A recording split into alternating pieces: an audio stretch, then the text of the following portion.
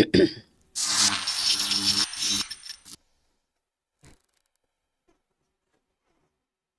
everybody, it's Mike Feldbauer coming to you from the Flag the Voice podcast studio today. And in the studio today, we have a young lady who's recently started a new business. We've known her for a while from other things that she has done in the community. And we want to hear about this. Is something very unusual for our community, but really needed. At least that's what I think. Who knows? But I do think it's something that we need to be serious about. So every day to everybody, meet Iola. You're on. Thank you. Thank you for having me. So just to tell you a little bit about the Valley of Vision grief coaching. Grief coaching is something that has been on my heart for a very long time. I have been in counseling myself over 20 plus years for various things that I've experienced in my life. So I've seen counseling of all sorts. I've seen what's helpful, what's not helpful, what's somewhat helpful, those sort of things. And when I came across the grief recovery method, I knew this was something that people needed. I knew this was tangible. It's evidence-based. The grief recovery method has been around over 45 years. I don't know how I didn't find them before, but they have been around that long. They're on 6 continents. Their books are in over 20 languages. It's a proven method, and it works. It's not your typical on-the-couch counseling. There's a set number of sessions. There's 7 sessions. So you don't have to see me every month for the next 10 years or anything like that. What I love so much about the grief recovery method is there's an actual curriculum that we follow. There are books that you will read. There are writing assignments that you will do. You will actually accomplish completing your loss. I do cover any type of loss. It doesn't just have to be the loss of a loved one. It could be the loss of a pet. It could be a divorce, a broken relationship, loss of a job, loss of health. There are over 40 different types of loss. Sometimes it doesn't even have to be a loss. It could just be a change in circumstances that cause emotions in you that you don't really know how to deal with. It could be something as simple as your first child going off to college. You have mixed emotions. You're happy for them. You're sad they're leaving. There are all these things, but a lot of parents end up grieving something like that and don't really know, why do I feel happy and sad, and things like that. So it does cover a multitude of situations. And like I said, I think it's so needful because most of us are not taught from childhood about grief, what it is, that it's coming, how to deal with it, anything like that. So what you find is we end up hearing a lot of little cliches and little things said to us throughout our childhood. I mean, it starts as early as kindergarten. You're on the playground and you fall down, you get hurt, you cry. And next thing you know, there's the mean kid going, cry, baby, cry, baby. And so you learn, even at that age, don't cry. Don't cry. Don't let anybody see me cry or hear me cry. And then, it can get worse, obviously, as time goes on. People have experienced things like there are parents that say to their children, stop crying or I'll give you something to cry about. Or if you want to cry, go to your room. I don't want to hear it. Things like that. So we're taught from a very early age, suppress your grief. No one wants to hear you crying. It makes other people uncomfortable. Don't do it. Those sort of things. And then as we get older, it becomes like, for instance, for myself, when I lost my oldest child, I still had 3 young children. And so everybody kept telling me, You have to be strong. You have to be strong because you have 3 younger children still. You can't let them see you losing it and, things like that. So now there's this pressure to put on a mask and pretend like everything's fine when it's not fine. So, those are just 2 examples, but there are so many of those where we're given these very ineffective tools over the years, because every time something is said to us like this, or like just keep busy, or time heals all wounds, or all these things, these all wire our thinking. And we actually react to grief based on those things that we've heard. And none of these things are helpful. None of them. They're all ineffective tools. And so what I do in the 7 sessions, we begin by looking at what are all these ineffective tools? What are the wrong thinking, that we're using at the moment? Let's get rid of those. Let's get some proper tools. How to view your grief the right way, in a healthy way, and then how to work through it. And so that's what I do. We do narrow down to one specific loss or change that the person is dealing with. And once we get rid of the ineffective tools and I give them some new tools, then I help them walk through that process of using them so that they know how to do it. And so that the next time something happens, because this is the world we live in, we're all going to continue to experience grief. But if I give you the tools, it's kind of like that old saying, you can teach a man to fish or you can just give him the fish. So I want to give people the tools so that they don't have to keep coming to me for years and years, but now they're equipped to deal with things themselves. So when the next loss comes, they know how to work through it. But not only that, if they have children, they can now teach their children, hopefully from a young age, when that first breakup happens or they get bullied at school or whatever's going on.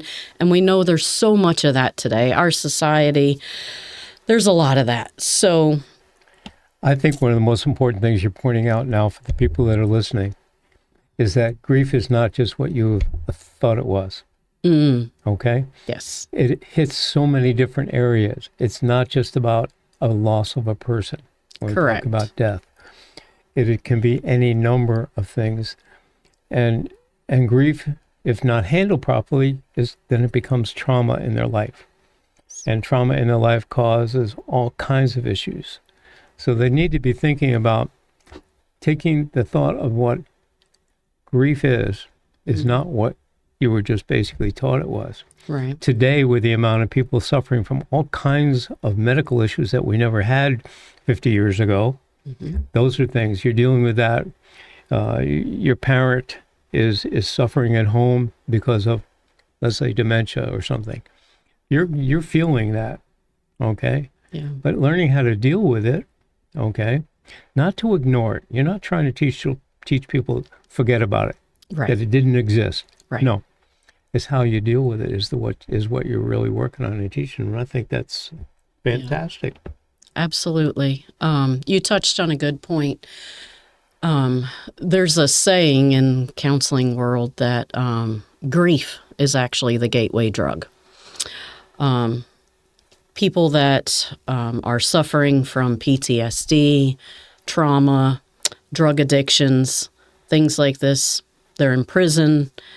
No one wakes up and says, I want to be addicted to drugs today, or I think I want to spend the rest of my life in prison.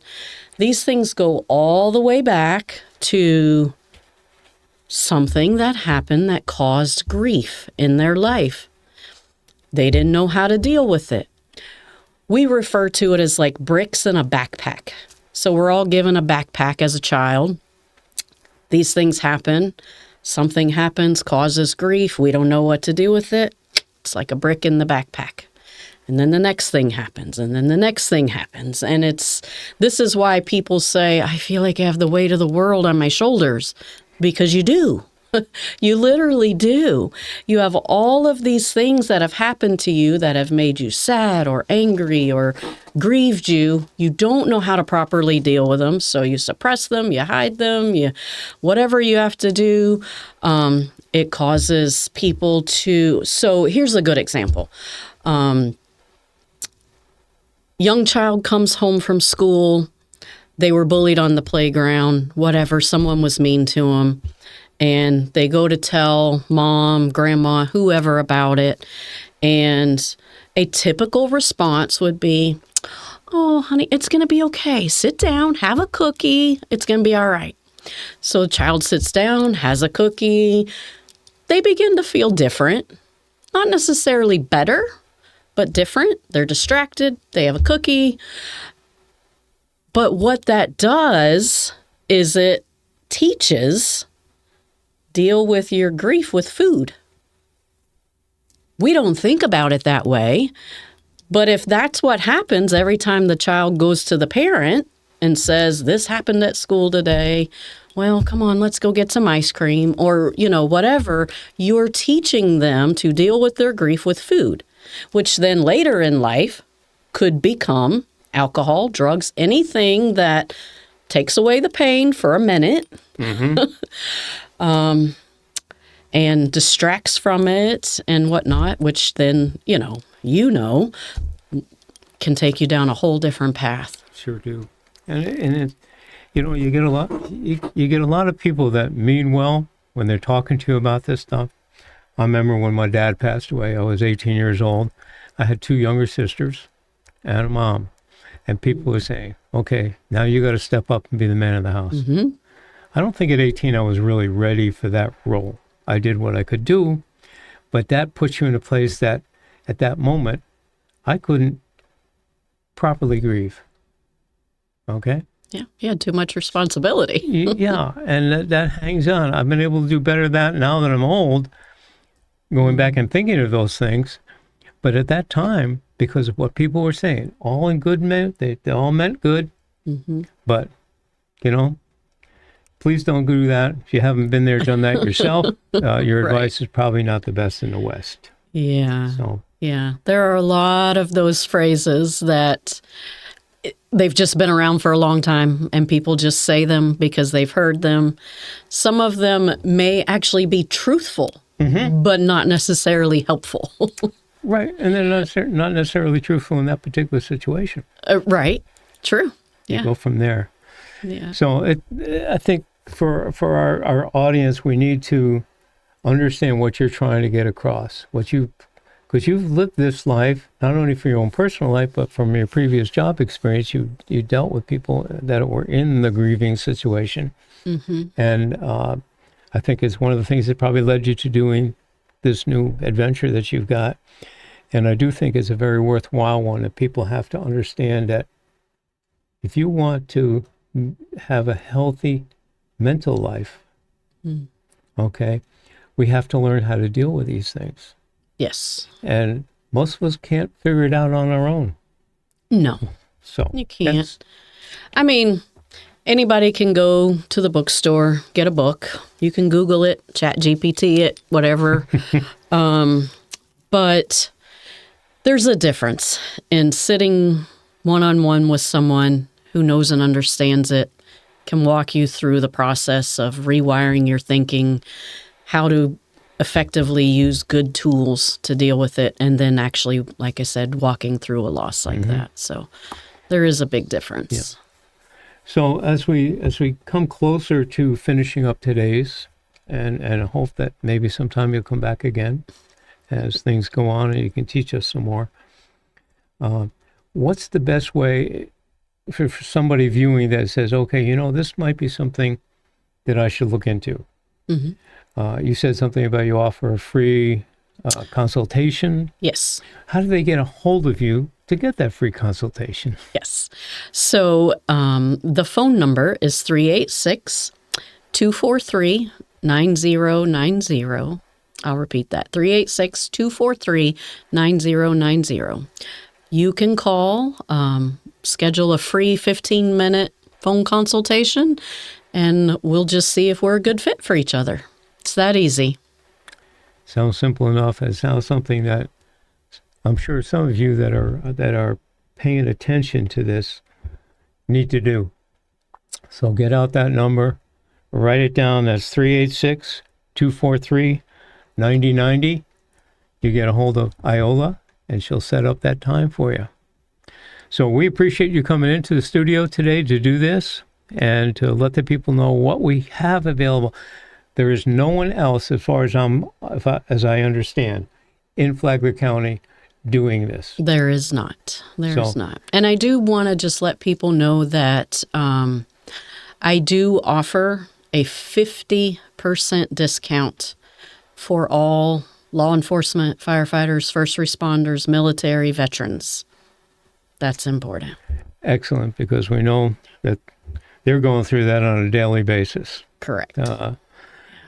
If you're a first responder, what you see and what you have to go through, and whether you've done that in the military or not, is just unbelievable. So, folks, as we close today's conversation here on the Flagler Voice Business Network, we hope that you will see this, listen to it, share it with your friends. It's going to be out there. We'll make announcements on when it's on the air. We have recorded this today. It will be out probably later in the week or early next week, and we'll let everybody know when that is. And you all have a great day, and thanks for being with us. Thank you.